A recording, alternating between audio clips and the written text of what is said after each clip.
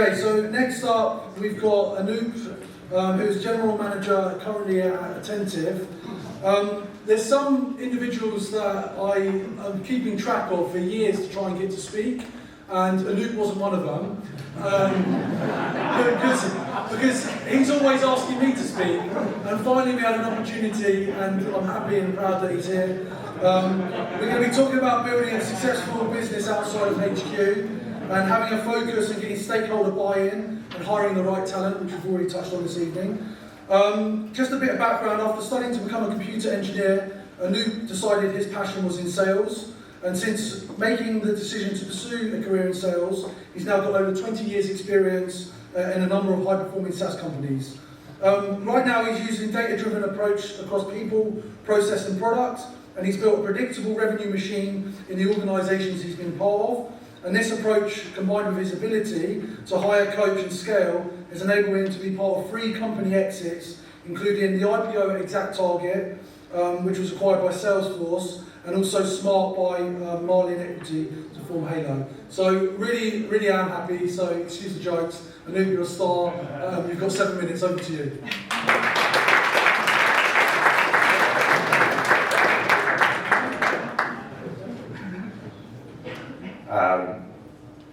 Yeah, fuck you, Joe.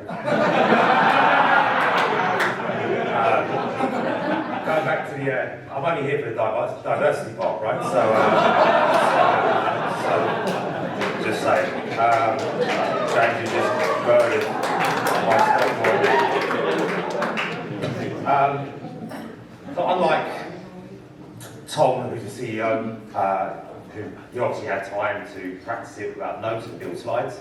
I didn't, so I'm going to just read off some notes and hopefully it should be interesting for you. But hopefully it makes your time valuable and you get something from it.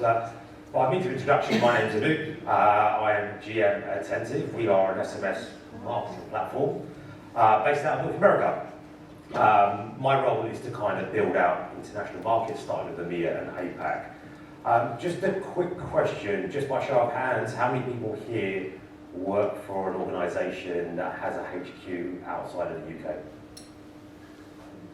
Okay, that's great, good to know. Obviously Tom and I both swallowed the TED Talk 101 handbook. Ask a question, get audience participation, make you look like you know what you're talking about. But hopefully you'll see that my topic today should resonate.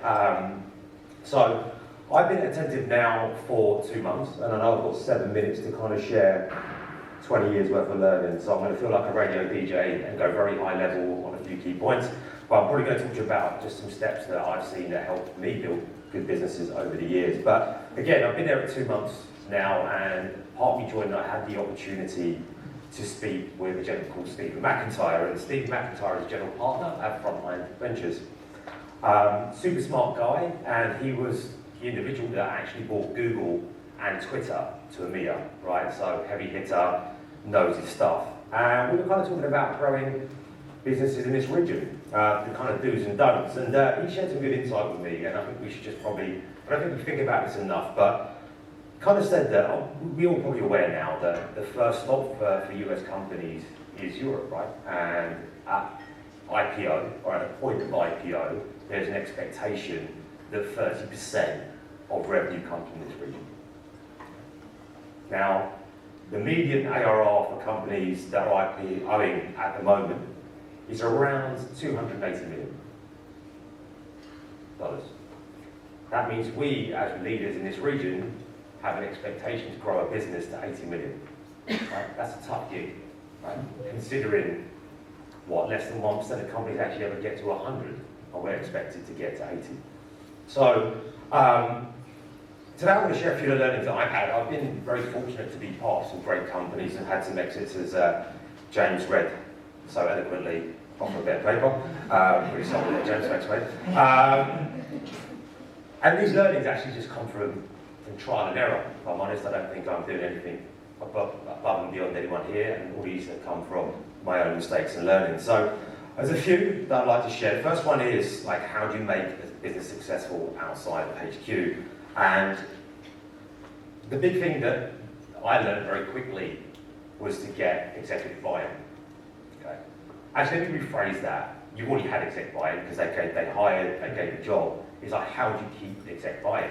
Because the CEO is busy, right? There's a number of people in that organisation every day that have got a new idea, want budget, and how do you position yourself to be front of mind? Because the moment you lose that, your job becomes really, really difficult. And I look at it like a marriage. It takes two of you to work, but it doesn't mean there's an equal amount of effort being put in. Right? I can speak from experience, not just here at work, but also in my personal life. Right? It takes one to do a little bit more. So the tip around that I learned really quickly to do was, okay, how do I tie in what's important to me, that's really important to my CEO, and likewise, not just my CEO, other departmental leaders, because you cannot do this job in this region alone. Like, we are literally on an island. It's not a metaphor, we're fucking on an island, right? Like, that's it. So it's tough, right? You have to think of a way to do it, and at that point, what I clocked onto very quickly is OKRs, okay? If I can tap in my goals and what I need to achieve into company OKRs, it stays front of mind and it becomes really, really important. And likewise, within your departmental leaders, whether it's solution engineers, whether it's SDRs, whether it's marketing, try and link what's important to you into one of their goals. The moment you do that, you're going to be set up for success. So that's the first thing that I learned. The second tip or learning that I can give,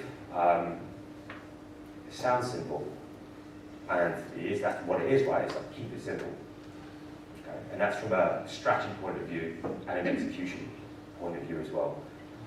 It is so tempting when you come into an organisation, especially in EMEA, when you've got great HQ doing some amazing things, to think, we're going to do all of that straight off the bat.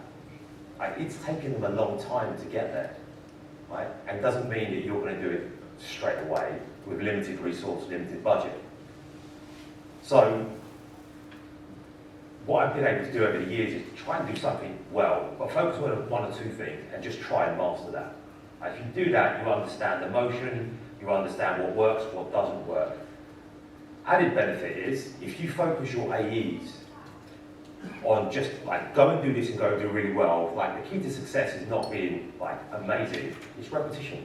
Right? Repetition, you keep doing something over and over again, you become better. So you focus on one particular use case, you focus on one particular vertical, and then you end up doing it really well. So I think from a strategic standpoint, keep your focus and keep it simple. And likewise, from an execution standpoint, yes, look, you come into a region, they've built a great business, but the deck that they've got there, the way they pitch it, could be a bit of American hurrah, doesn't often resonate.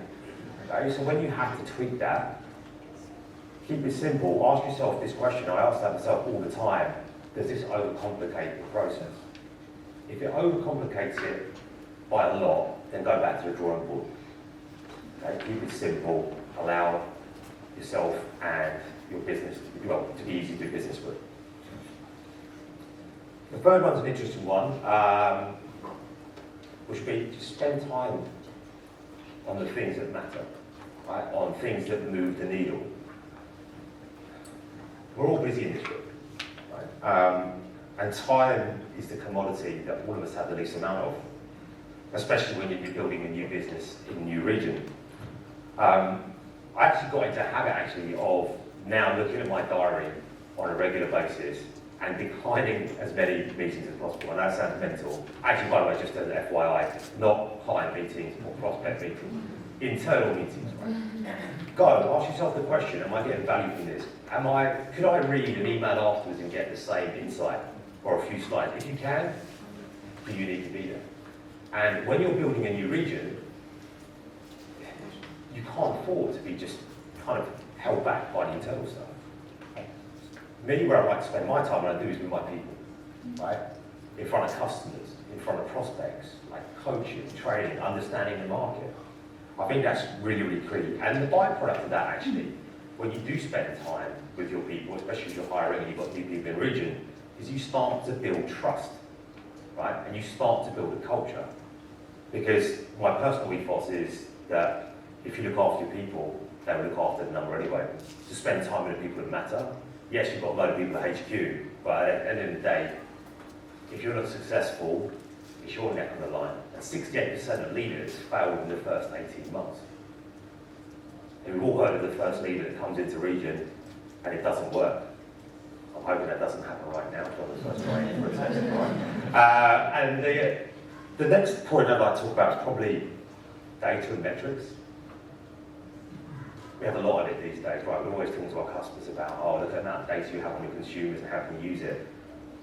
Data can be scary, but you have an advantage when you have data and you are a new entity, in effect. Because if you were starting from scratch, you wouldn't know what good looked like. But they worked out what good looks like. Right? Back in the US, they worked it out. They've been selling that motion in the industry, you know. So use that as a benchmark, right, to get a handle on your business. And whilst you've got so many different things you could look into, I would kind of say, yes, you have your obvious metrics, obviously your pipeline, your ARR, we all know that we're not going to survive if you don't keep an eye on that, but pick one or two that really make a difference. Now, one I'd like to share that I work on and have actually used as a big measure is what I call sales efficiency per AE.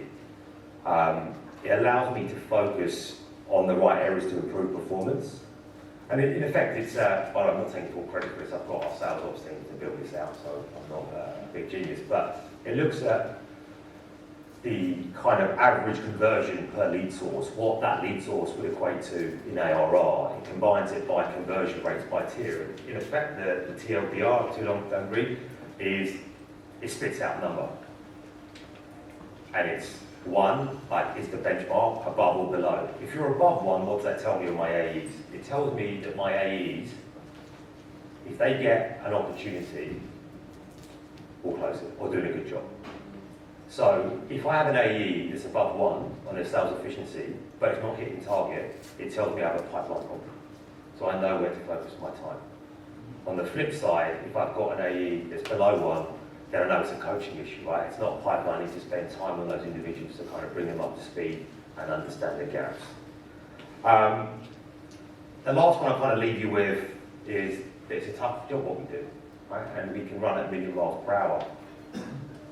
I have to consciously make time to kind of just stop and reflect on the areas of my, like, just stop and reflect on what's working and what's not working. Like, you can end up just going 1,000,000 miles per hour and not being able to evaluate, and more importantly, not being able to evaluate, but be able to course correct, to take the time. So for me, just to kind of recap, the things I'll talk about is keep executive buy-in, keep it simple where possible, spend time on the things that move the needle, focus on some metrics that matter, and don't overload yourself on that data, and don't forget time to stop, reflect, and course correct. So hopefully you've got something from that. If not, tough, I've done the 7 minutes. Thank you very much, everyone.